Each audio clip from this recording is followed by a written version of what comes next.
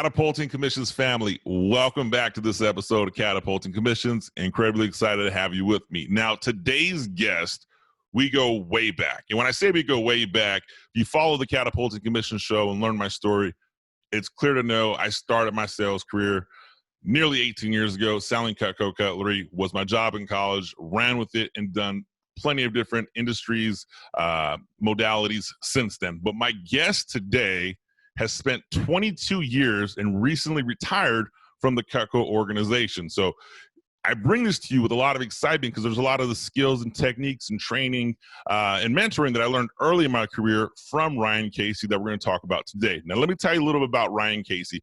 In 22 years in Cutco, generated nearly $40 million in revenue, $40 million in kitchen knives. Just think about that for a second. That's not an easy task. Train and develop over 3,000 sales representatives.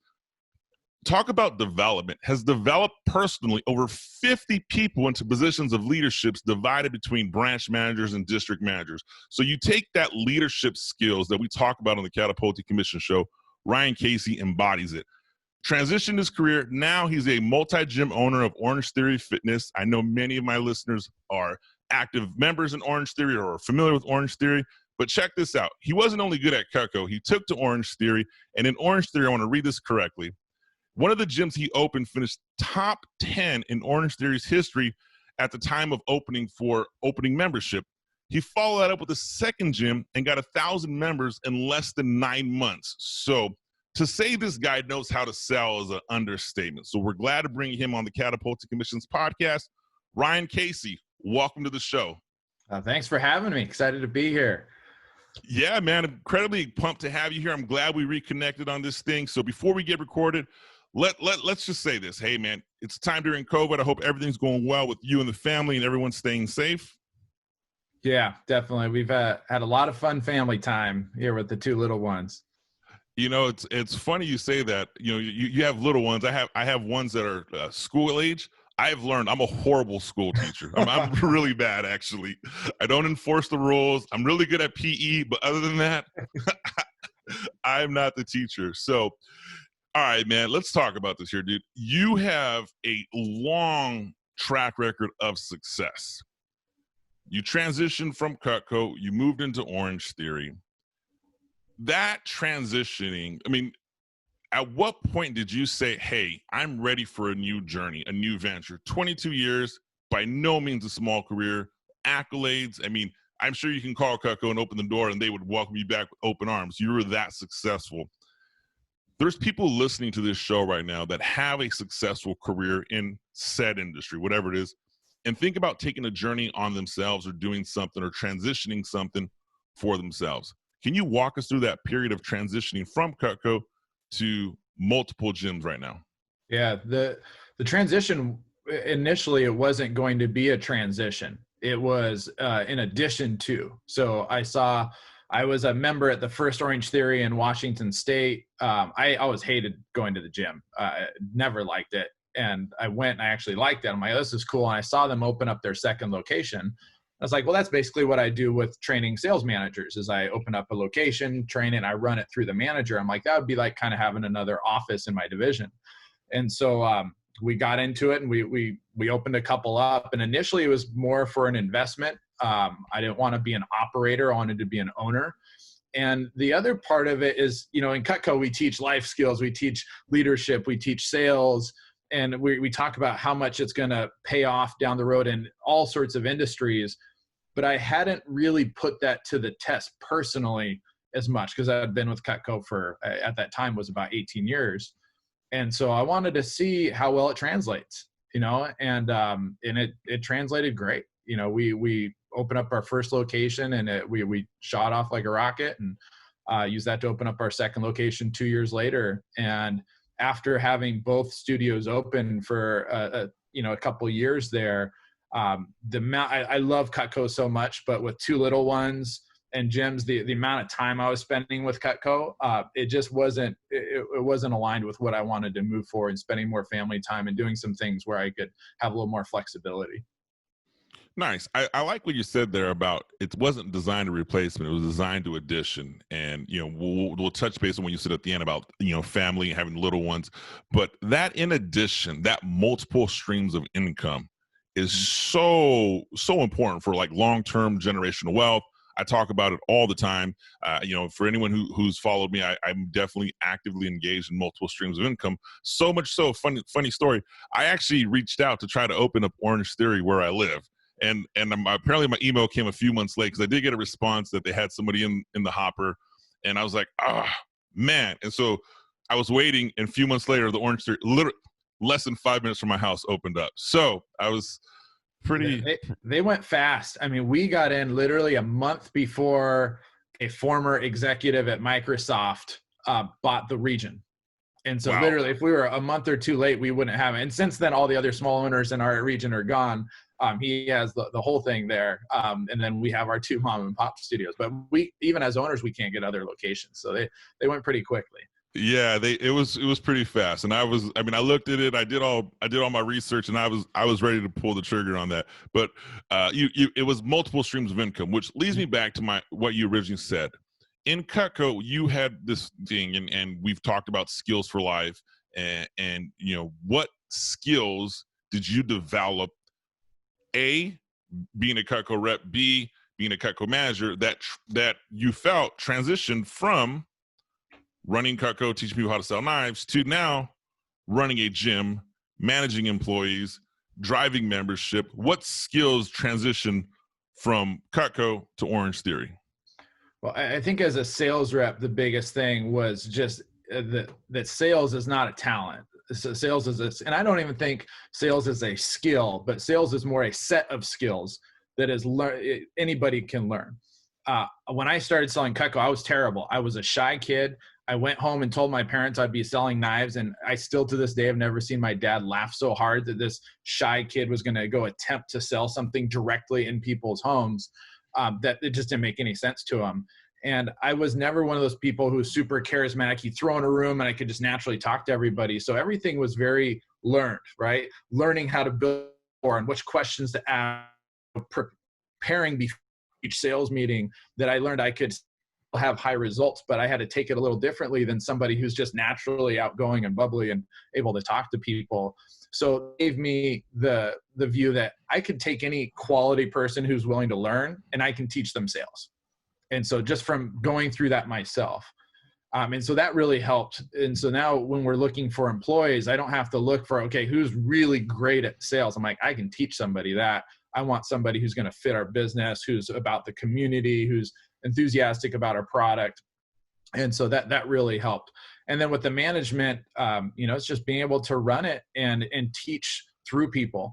And I think so many times when people start a business or their manager, they have everything where they're depending on them, and it's tough to set things up to run without you, right?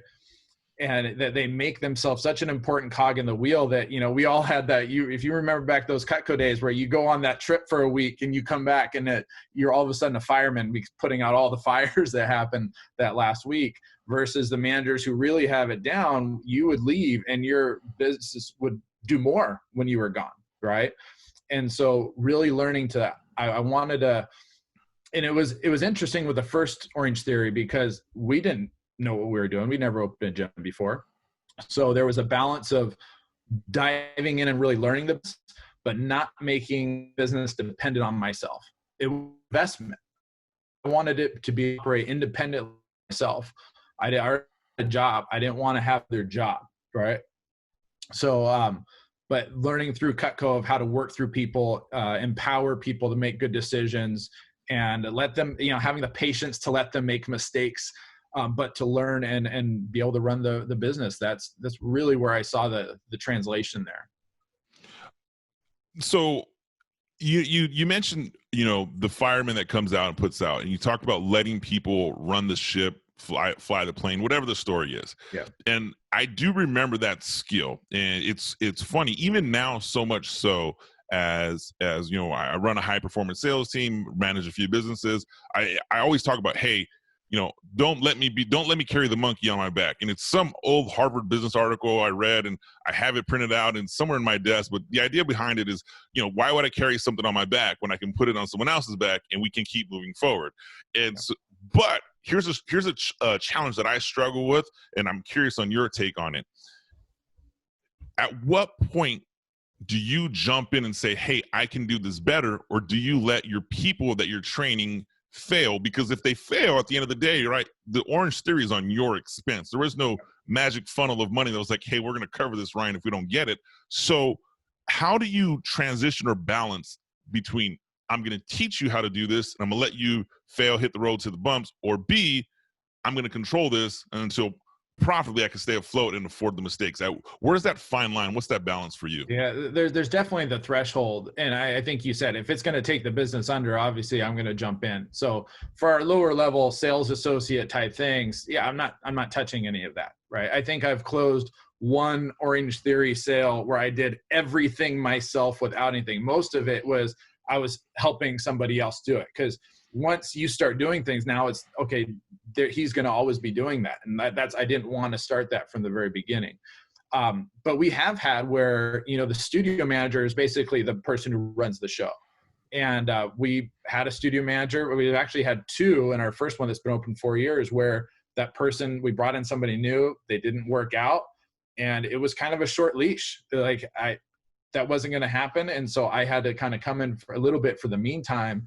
But my rule that I always try to follow the, what if they got hit by a bus rule, right? I always try to have that in place where, if my business depends on this person, and if they got hit by a bus, you never want to say, what if they quit, right? Because why would somebody quit your business if you're such a great manager and such a great business? So I always have the hit by a bus rule. But if your leader got hit by a bus, would you have somebody be able to come in there right away? And that's always been a really important thing, because I don't want to have to jump in. And Orange Theory is such a tech savvy business. They've evolved so much that position has evolved a lot from the first, when we started 4 years ago. And, I don't want to have to dive in and do that job myself, because it's a tough job, and they get rewarded really well for it. It's great. But I want to make sure I have somebody in waiting, right? And that was one thing we also learned at Cutco, is having that development pipeline. And so that wasn't something that was really in the Orange Theory model of okay, here's what you do when you're a studio manager. They're just we'll hire another one. I don't like bringing it in and having them new for the culture. And we've had to do that, but we try to now have, people backed up there. So if something did happen, we could really just not skip a beat. That development pipeline, it's interesting to hear you say you transitioned that from Cutco to Orange Theory. And recently on the podcast and an article I published in Forbes, we talked about how do you develop a culture? How do you create a culture of development? Is there something that you're doing to create this culture where people want to grow and advance within Orange Theory? Or are people saying, hey, this is a stepping stone for me? Or am I trying to learn something here before I go somewhere else? What does that culture look like, and how are you creating it within your studios? Yeah, I would say there's two things that we really focus on. Is for my higher level studio managers, I don't want them doing anything that the entry level people, the sales associates, are doing, unless they're showing them. And that's one thing to say, okay, you're doing it and you're showing somebody how to do it, but I want to take it a step further. So if my manager is showing somebody how to do it, I want them to show them how to teach it, right? So you teach people to be able to teach it. The best way to learn is to teach. That's something anybody who's worked with me has heard that a million times. So what happens is, if the studio manager is working with people like that, they don't have to do a ton. And when we hire a new person, they can really just throw them in with any group of sales associates, and they all know how to teach it. And that takes a lot of pressure off of the one manager. If they're solely in charge of training and hiring everybody and making sure they're going to be good, that's a lot to put on them along their other daily duties. So be able to have some assistance with that. So that's one of the things, is whenever they're working with somebody, is they're not just teaching them, but teaching them how to teach it.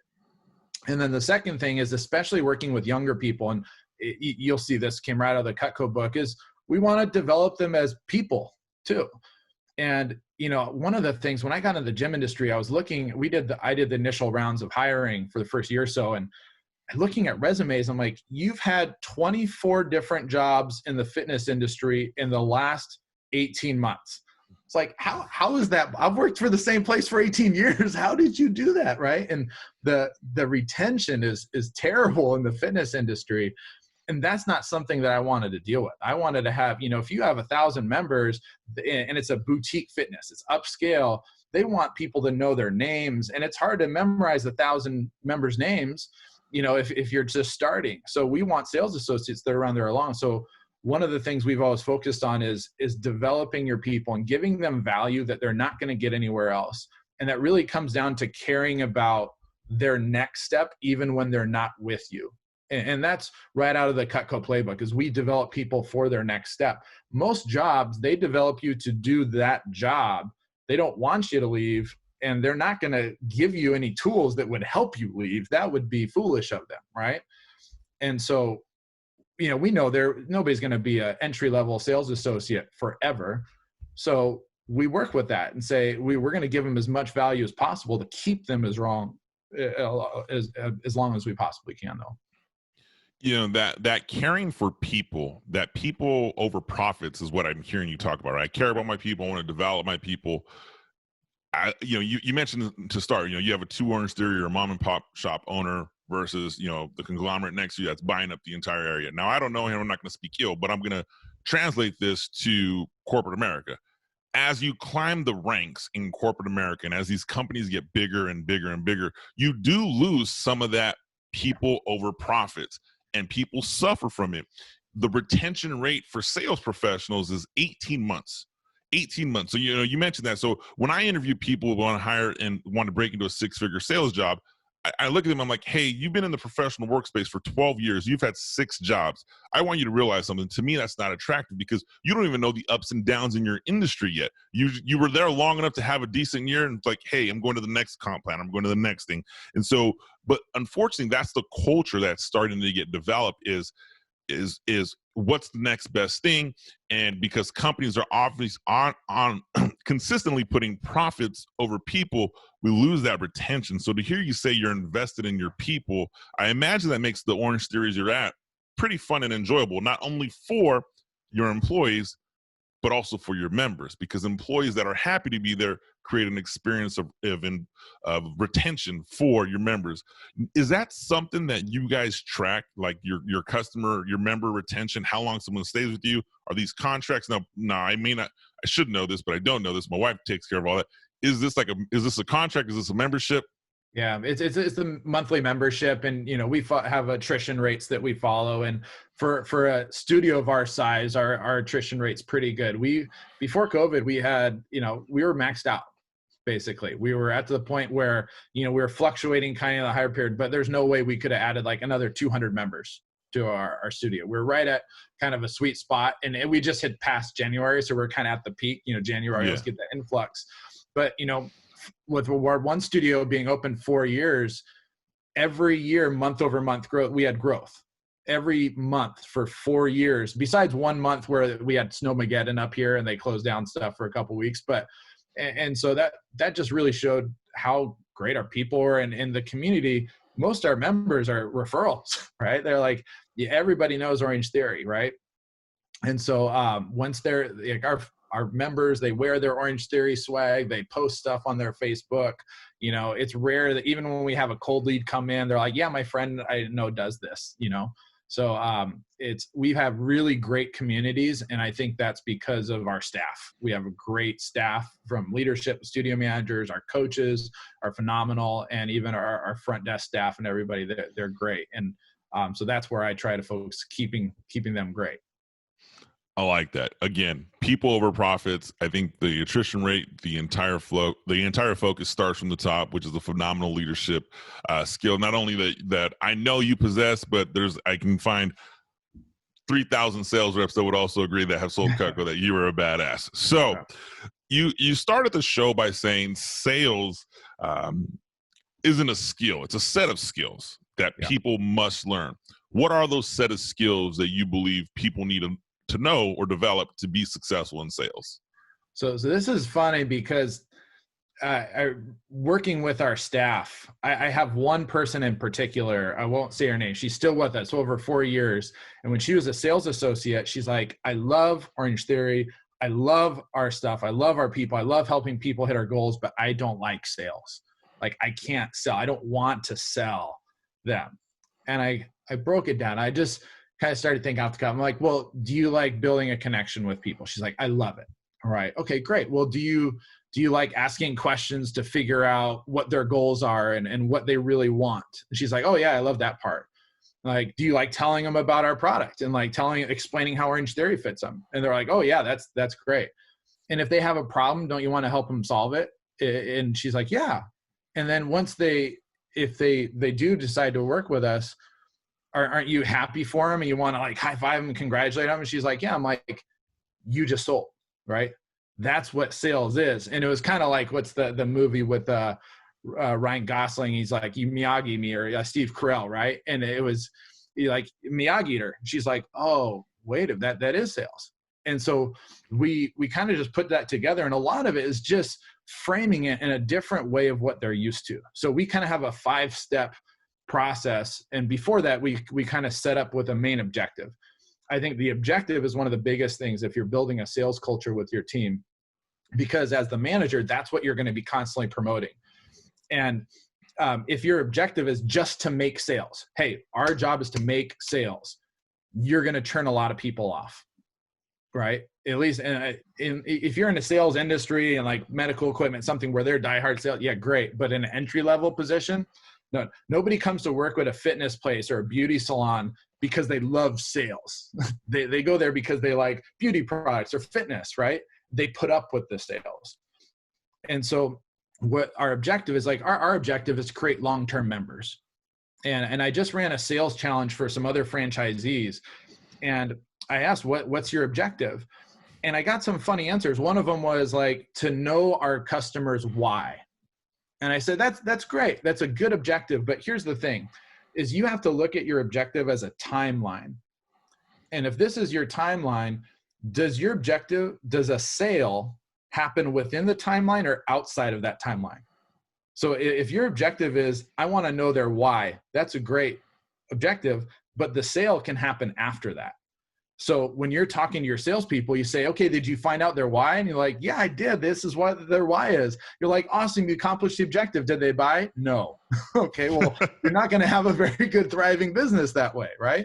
But if our objective is to create a long-term member and help them hit their goals and create a community, that's the objective. Well, they have to buy to be able to get to that point. So the sale is just part of the bigger process. So I think that's one of the biggest things, is having an objective that a sale falls within that timeline, but it's a bigger objective to where when you're managing your salespeople, you're not saying, did you sell? You're saying, is that person going to be a long-term member, right? If I'm in the, direct sales business to business, maybe it's something like, I want to have a lead flow of referrals from my happy customers. That's my main objective, is to consistently having recommendations coming in, referrals coming from there. So then when you're managing those people, it's like, hey, did you get referrals from your happy customers, right? And if you're not getting, referrals, then, you didn't accomplish it, right? But if you're just focusing on that sale, especially with entry level, it turns them off.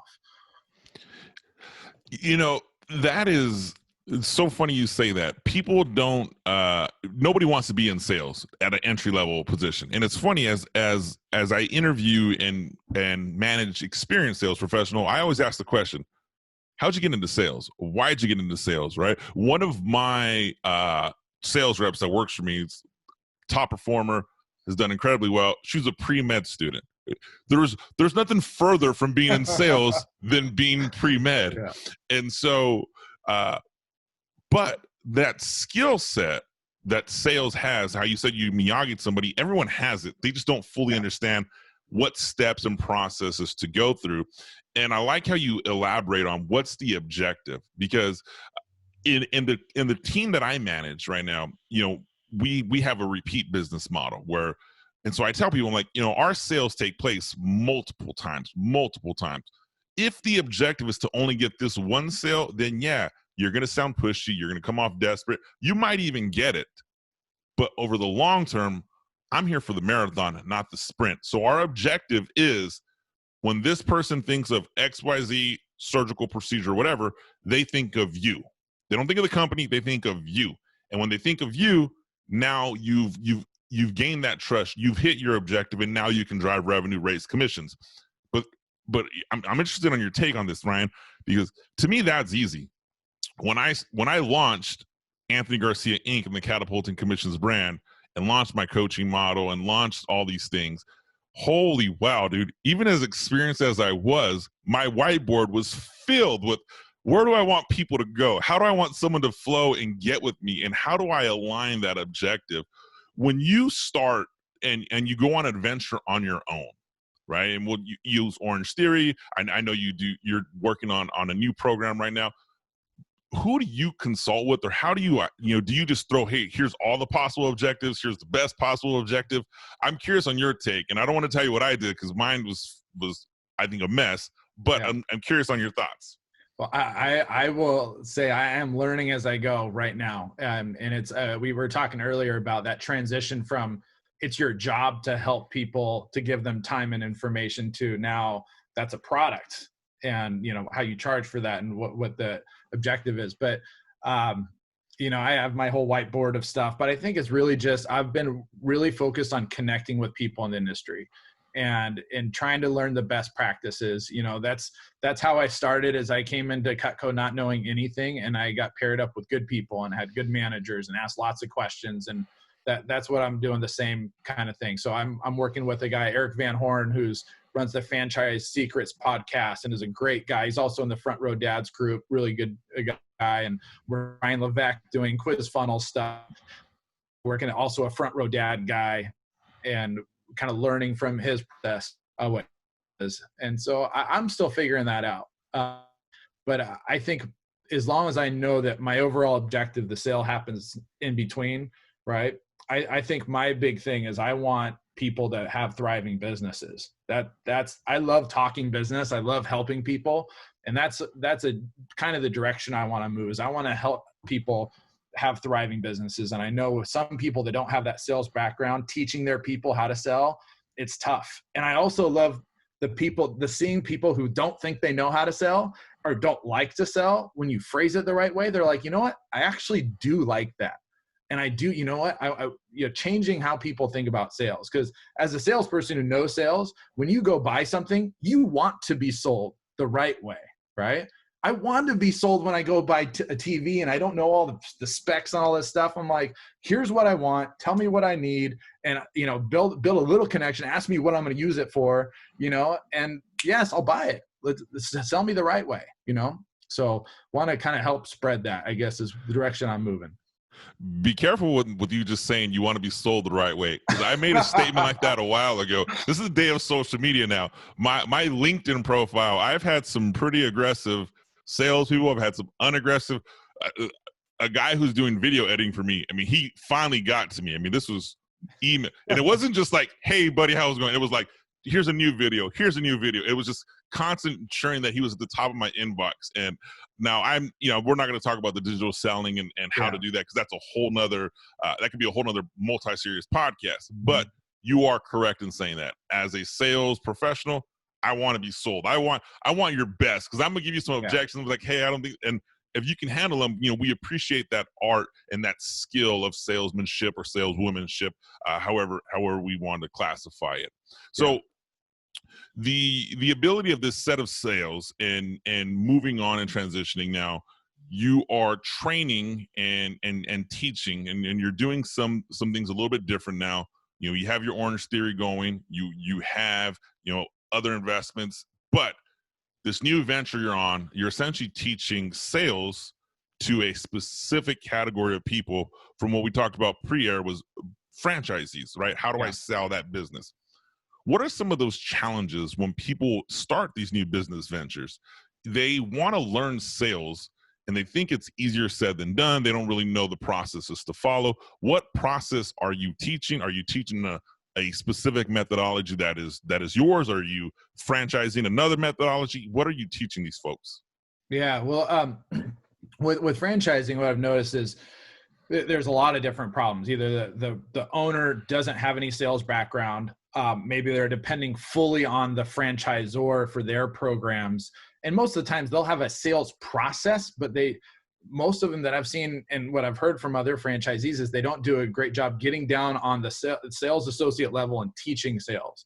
So basically I've kind of patchworked my, information. I've read a million sales books, and put it together, simple 5 steps that we teach our people. So the first thing is objective. That's not part of the steps. That's something more for the manager sharing. So our first 5 steps are, 1 is building rapport.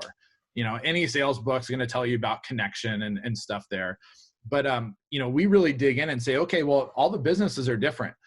Some businesses you might have 10 seconds to build rapport. Others you might have 10 minutes. So you have to know your time frame, know how to work. Are you doing a quick question, a quick compliment, and then good at follow-up questions to build that rapport? Or do you have an intro time, like with Orangetheory, they come and sit down with you for 15 minutes and we go through their intake form. So that you have the time built in.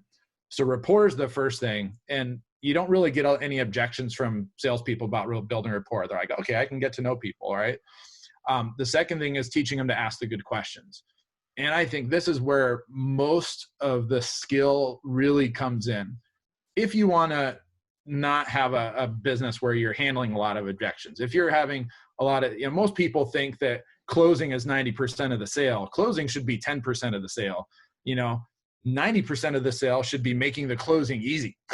And so, the asking the right questions, knowing what your typical objections are and handling those before they come up, asking how a customer wants to be sold. One of the easiest things we do is we ask the customer, okay, what have you done in the past? What did you like about it? What didn't you like about it?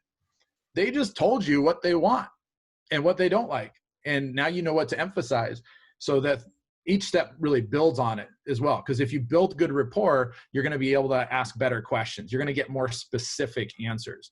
We work in an industry with weight loss and things like that, where it can be sensitive subjects, and people aren't just going to open up to somebody they don't trust. And if they just give you a generic, why, you're not going to be able to really solve that pinpoint, hit them on an emotional level.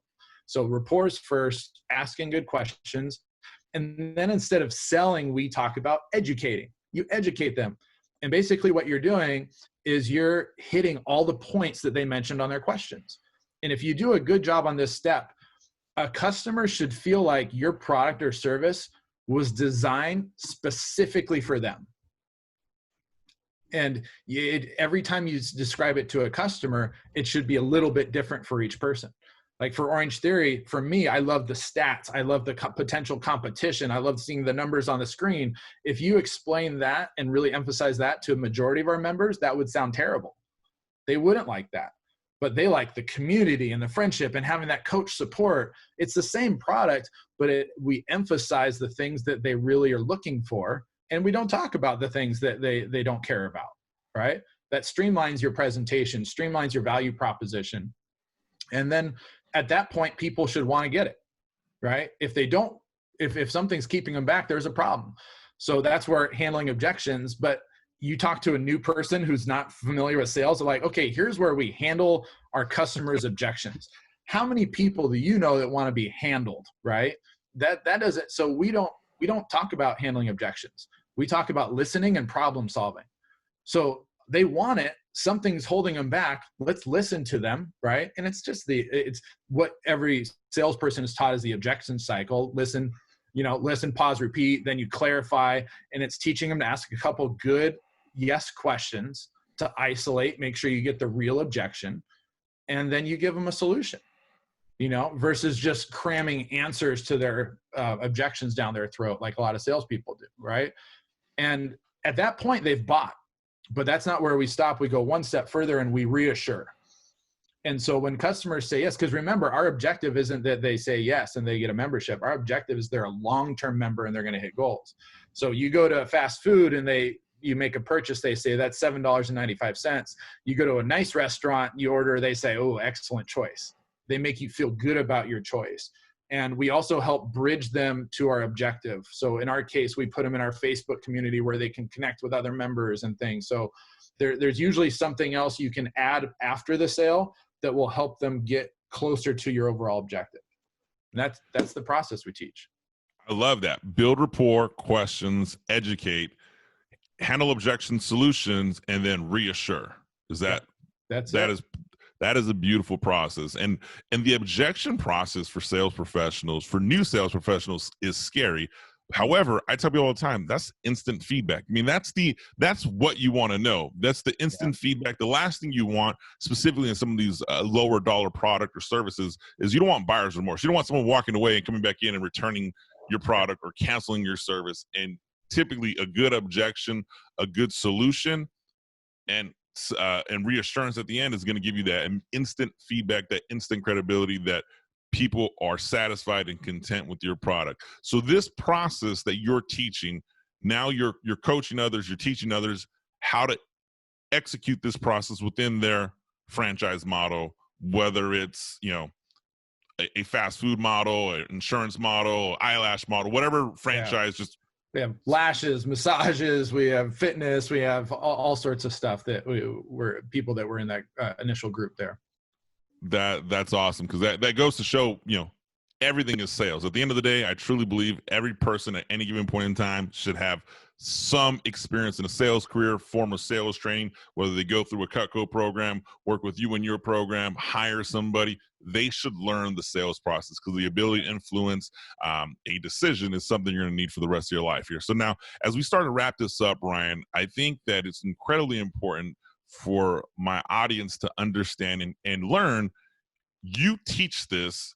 Is this something that someone can hire you for? Is this something that they can join your next program for?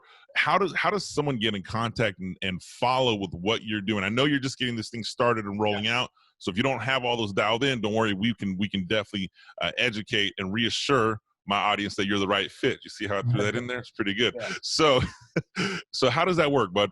Right now, if people reach out to me, I'm up for individual coaching. Right now, I'm partnering with Eric again. We'll do another franchise sales challenge later in the fall. But I'm putting together kind of webinar to have it more on demand that people can use as part of their training process. So that's all in the works right now. But for right now, I have individual coaching that I'm happy to do. Jump on Zoom calls, coach your team, set up something like that. So you can reach out to me through LinkedIn's the best way to get a hold of me. And it's been fun going through some of these. We have a few individual clients we're working with from that first challenge, and we have just a whole list of questions on diving in. It's been a fun process of people involving their staffs and coming up with, like you said, learning from the objections, where the objections we've had, and seeing how universal it is. But then when you really dive in individually, how specific you can get and how comfortable the sales associates are becoming with it. That's, I think, the best feedback we've got is the sales associates like, oh, that was totally me. And now I get that. Like, it's been a lot of fun. I think Catapulting Commissions family, you definitely need to check out Ryan Casey and reach out to him. Last question before we finish up this interview. Ryan, you mentioned that sales training and all these different franchisees models that come to you. And I'm not sure if it hasn't happened yet, but it's going to happen. And now I'm not going to bash the real estate sales training industry, because I think there's some phenomenal people that do real estate sales training. But a lot of that real estate training, and this is has been shared to me, has been the real estate process. Here's how we process. Here's how you actively promote your open house. But they fail to teach, or what models have failed to teach, and I think I'm on like my fourth model that I've gone through, where I've done some research on, I've learned. They don't teach that ability to influence. Why people say yes, why people say no. And one of a good friend of mine who's a high performing real estate agent in the greater LA area said, that ability on just teaching sales, take anything outside of it.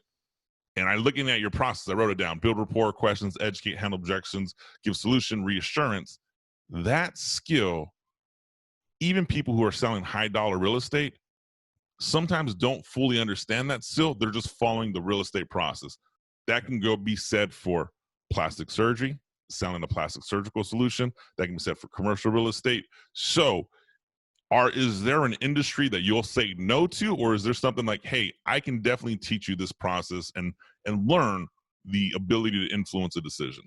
Yeah, I think it's pretty applicable to any industry on there. Some of the industries just not from personal experience. I don't have I can't tell you what the 5 most common objections you're going to hear in that industry, but you probably do know them, and I can help you work with them. But you can apply it anywhere. I love that. I love what you're saying there. And that goes to what the Catapulting Commissions show is all about. At the end of the day, Catapulting Commissions family, this podcast is designed to teach you on the ability to influence a decision, achieve higher commissions, make more money, create generational wealth, multiple sources of income, everything dialed in. We discussed with Ryan Casey today. You definitely want to connect with him on the LinkedIn profile. I'll be sure to include that link in the profile in the show notes below. Ryan, man, it's been a pleasure to have you on the Catapulting Commissions podcast. Got to ask you, buddy, on air, can I get you back in a year or two? Because I'm curious to see how much growth has taken place from this new venture you're launching up.